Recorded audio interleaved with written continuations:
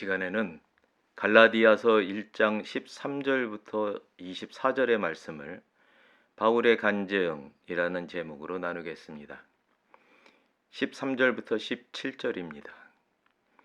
내가 이전에 유대교에 있을 때에 행한 일을 너희가 들었거니와 하나님의 교회를 심히 박해하여 멸하고 내가 내 동족 중 여러 영갑자보다 유대교를 지나치게 믿어 내 조상의 전통에 대하여 더욱 열심히 있었으나 그러나 내 어머니의 태로부터 나를 택정하시고 그의 은혜로 나를 부르시니가 그의 아들을 이방에 전하기 위하여 그를 내 속에 나타내시기를 기뻐하셨을 때에 내가 곧 혈육과 의논하지 아니하고 또 나보다 먼저 사도된 자들을 만나려고 예루살렘으로 가지 아니하고 아라비아로 갔다가 다시 다메섹으로 돌아갔노라.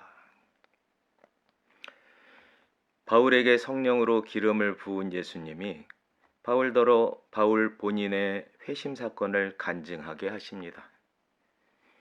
회심 전 바울의 이름은 사울이었습니다. 그 이름은 어원적으로 구하다, 간청하다라는 뜻을 가진 동사의 수동태 분사형으로 간구한 바 된이라는 의미가 있습니다. 회심 후 이름인 바울에는 적은 또는 작은이라는 의미를 둘 수 있습니다. 이 이름 뜻을 정리하면 간절히 구해서 얻은 가장 작은 자 이렇게 됩니다. 언뜻 예수님이 세례 요한을 지상에서 누구보다 큰 자이지만 천국에서는 가장 작은 자보다도 작다는 뜻으로 하신 말씀이 기억납니다. 세례 요한이 예수님 초림을 예비한 구약의 마지막 선지자라면 어쩌면 바울은 예수님의 재림을 준비하는 신약의 마지막 사도가 아닐까 합니다. 바울은 사도행전 6장 8절부터 7장에 걸친 스데반 집사 사건의 끝자락에 등장하는데 사도행전 8장 1절에서 3절, 사도행전 9장 1절에서 22절에 그의 활동과 회심에 관한 기사가 나옵니다. 간략하게는 세번역 성경 빌립보서 3장 5절 6절에 나오는 바울의 고백이 도움이 됩니다. 고백 내용은 이렇습니다.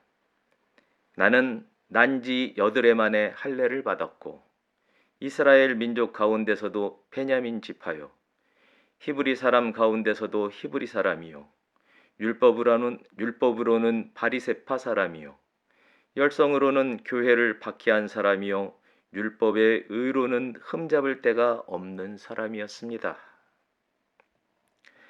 오늘 나눌 13절과 14절을 정리하면 이렇습니다.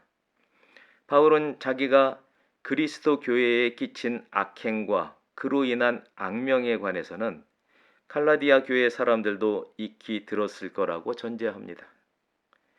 바울은 같은 유대인 또래들보다 유대교에 열정이 많았습니다. 과하다 싶을 정도로 유대 전통에 열심을 냈을 뿐더러 그리스도 교회를 지나치게 못살게 굴고 해를 입혀 아예 말살하려고까지 했습니다. 그런데 잘 살펴보면 그가 열심을 낸 건 율법이 아니라 유대 전통입니다. 그가 지극히 민족주의적이었으며 관습을 높게 받들었다는 말입니다. 바울은 한마디로 하나님도 무시하고 예수님도 무시하던 원수의 자식이었습니다. 15절은 그러나라는 말로 시작합니다. 골수 유대주의자로 살던 바울의 삶에 일어난 반전을 예고합니다. 하나님은 바울의 삶을 그리스도인들을 핍박하는 데서 그치게 계획하지 않으셨습니다. 하나님은 바울을 이방 땅에 예수를 전할 사도로 계획하셨습니다. 하나님은 바울을 출생에서부터 구별하셨습니다. 앞서 소개한 빌립보서 3장 5절 6절 말씀을 보면 우리는 바울이 율법에 해박했던 사람임을 알 수 있습니다. 정리하면 바울은 유대인의 관습과 율법 두 가지 모두에 해박했다는 말입니다. 하나님이 이런 바울 안에 예수님을 알게 하신 명백한 이유가 있습니다. 예수님의 공생애를 살펴보십시오. 예수님 당시의 이스라엘에서는 율법과 선지자라는 말로 대변되는 성경보다 장로의 유전이라고 하는 유대인의 관습과 전통이 우선되었습니다. 이 모순이 하나님으로부터 이스라엘의 삶을 얼마나 심각하게 왜곡시켰을지는 가히 짐작하고도 남습니다. 마가복음 7장 9절부터 13절에서 예수님은 이같이 말씀하십니다. 너희는 너희의 전통을 지키려고 하나님의 계명을 잘도 저버린다. 모세가 말하기를 네 아버지와 네 어머니를 공경하여라 하고 또 아버지나 어머니를 욕하는 자는 반드시 죽을 것이다 하였다. 그러나 너희는 말한다. 누구든지 아버지나 어머니에게 말하기를 내게서 받으실 것이 고르반 곧 하나님께 드리는 예물이 되었습니다 하고 말만 하면 그만이라고 말한다. 그러면서 아버지나 어머니에게 그 이상 아무것도 해드리지 못하게 한다. 너희는 너희가 물려받은 전통을 가지고 하나님의 말씀을 헛되게 하며 또 이와 같은 일을 많이 한다. 바울은 한마디로 장로의 유전이라는 터 위에 완고해진 사람이었습니다. 16절을 보면 그를 내 속에 나타내시기를 기뻐하셨을이라는 문구가 나옵니다. 이는 하나님이 예수님의 영, 곧 성령님으로 바울의 심령을 침노하셨다는 말입니다. 또한 하나님은 그 진흙탕이랄까 시궁창이랄까 하는 그의 심령에 그 거룩한 영이 들어가는 일을 외람되게도 기뻐하셨습니다. 이보다 더 큰 은혜가 어디에 또 있겠습니까? 예수님은 물 세례와 성령 세례를 받고 성령님께 이끌려 광야로 나가셨습니다. 이제 하나님은 바울을 신의 산이 있는 아라비아로 몰아내십니다. 바울 안에 있는 유대 전통과 관습의 견고한 진은 사탄이 세웠다고 생각됩니다. 하나님은 그 광야에서 참된 율법과 선지자를 해모 삼아 그 진을 깨어 부수십니다. 광야에서 천사들과 짐승들이 예수님을 수종들었다면 바울에게는 성령님이 보혜사로 함께 하셨으리라 봅니다. 그렇게 역사하신 후에 그를 다시 다메섹으로 몰아가셨습니다. 그를 쓰러뜨렸던 다메섹에서 다시금 일으키신 겁니다. 거듭남, 곧 중생입니다. 부활입니다. 할렐루야.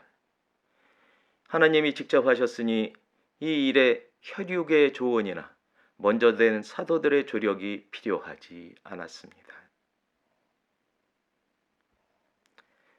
18절부터 24절입니다.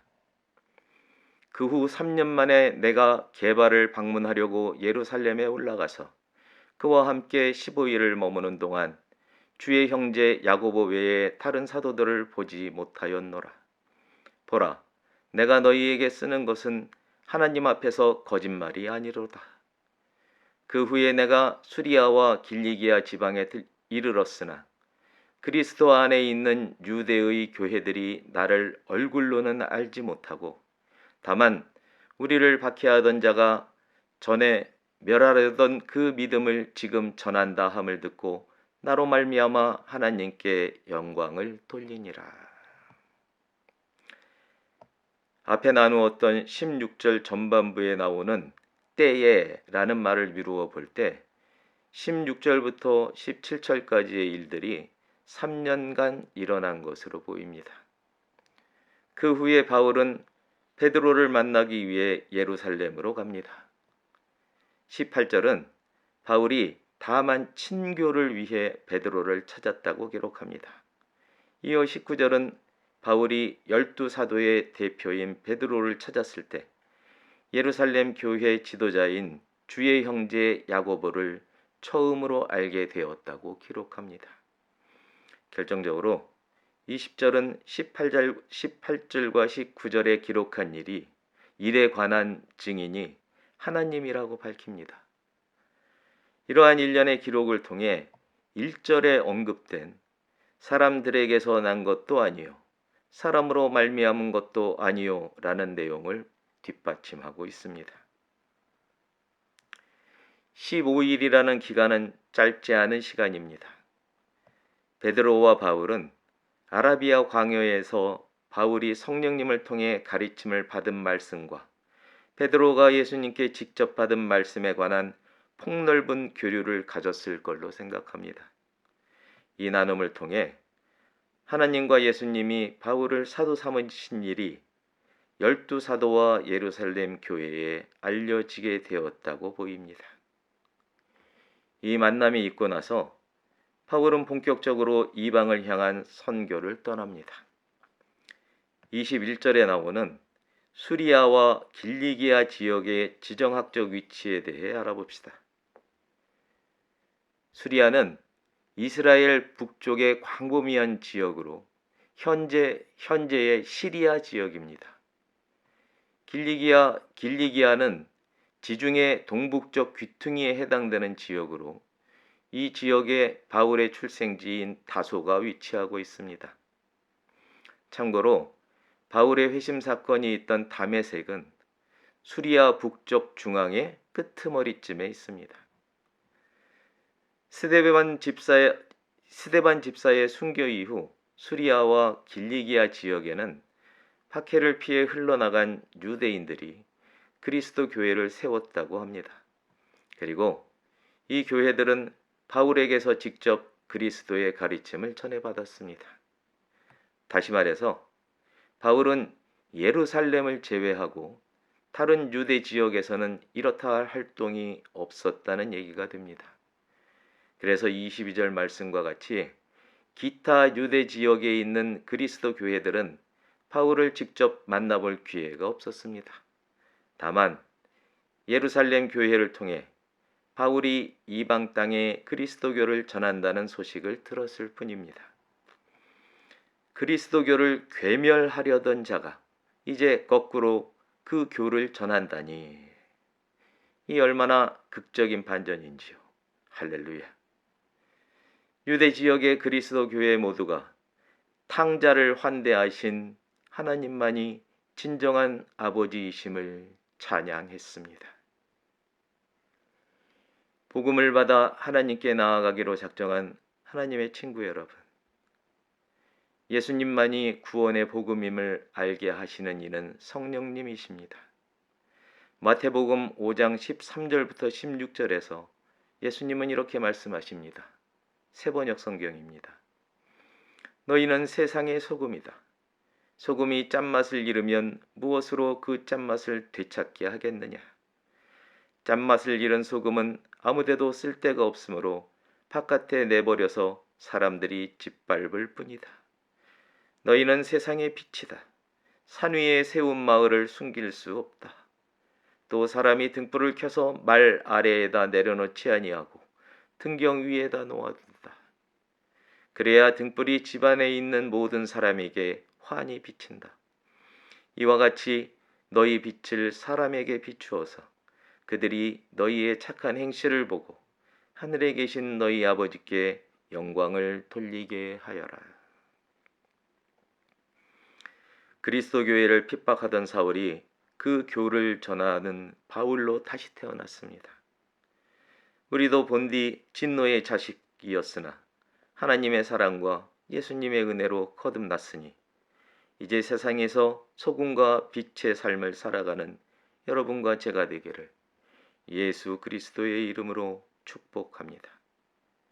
오늘의 나눔을 붙들고 각자 기도하겠습니다.